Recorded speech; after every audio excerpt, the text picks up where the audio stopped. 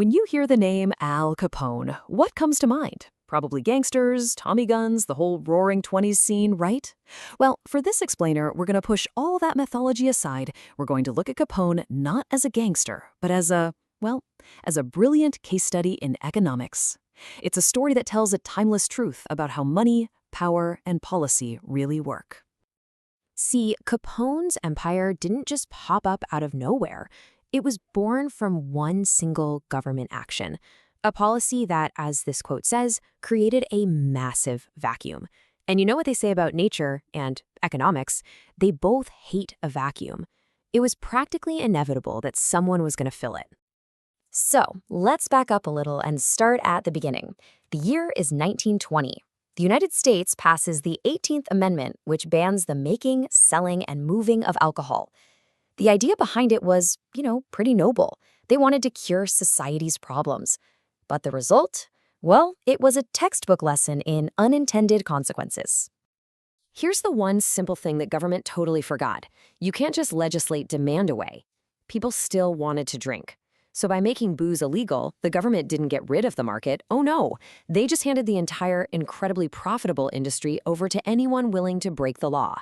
This created what we're calling an economic vacuum, and it turned a cheap product into absolute liquid gold. And this, right here, is where our main character steps onto the stage. Al Capone wasn't just some thug with a gun. He was an organizational genius. He looked at the total chaos of this brand new black market, and he didn't see crime. He saw a massive business opportunity just waiting for a CEO.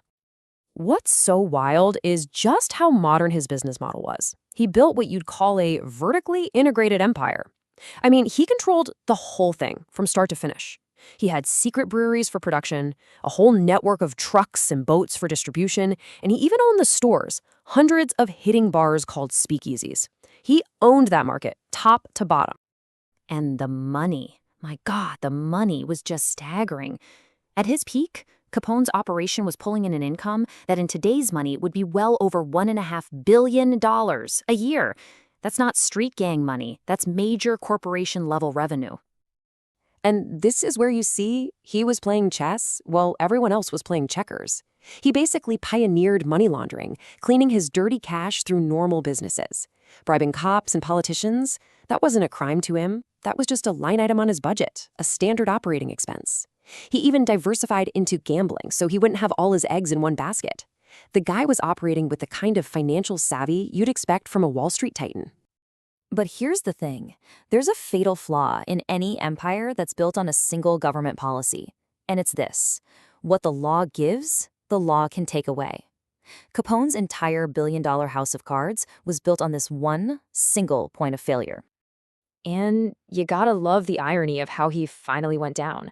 After all that, running this massive, violent criminal enterprise for years, what finally got him? It wasn't the murders, not the bootlegging. It was paperwork. The feds couldn't nail him for the big stuff, so they got him for not paying his taxes on all that illegal income.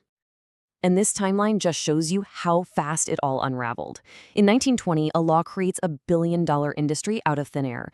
A little over a decade later, the king is in jail. And then, just 2 years after that, the law gets repealed, and poof, the entire economic foundation of his empire just vanished. Practically overnight. Now, you might be thinking, okay, cool, history lesson. But this isn't just about the past. This exact same economic dynamic is happening all around us, right now. Seriously, the principles are totally timeless. Here's the key takeaway. Governments rarely ever destroy a market for something people actually want. All they really do is change who gets to profit from it. Think of it like this. They don't stop the river from flowing. They just build a dam and redirect it into a new channel. Okay, so look at this. This table makes the connection crystal clear. Just swap out the alcohol ban with, say, cannabis prohibition. What do you get? The exact same black market dynamic. And now, as legalization spreads, that money is shifting from the illegal dealers to legal corporations and, of course, government tax revenue. You can see the same patterns with stuff like cryptocurrency, right? A lack of regulation created a sort of Wild West, and now new government policies are slowly shaping and controlling it. Same playbook, different product. So, what's the big lesson we can pull from all this? If you boil down the entire story of Capone's economic empire, you're left with three incredibly powerful, timeless lessons about how wealth and policy are connected.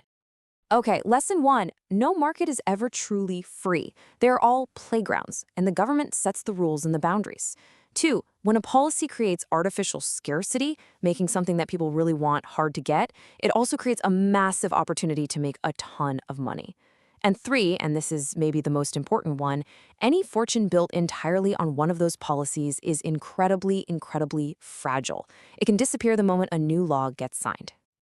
At the end of the day, that's the whole story. Al Capone became a king because he understood the economic environment that Prohibition created better than anybody else. And he lost it all the second that environment was taken away. It just goes to show you, the rules of the game matter more than almost anything else. And that brings us to our final question for you. Capone's big opportunity was created by the 18th Amendment. So if you look at the world today, what modern law, what new regulation do you think is creating the next huge economic vacuum? The next unforeseen, policy-driven gold rush? It's something to think about.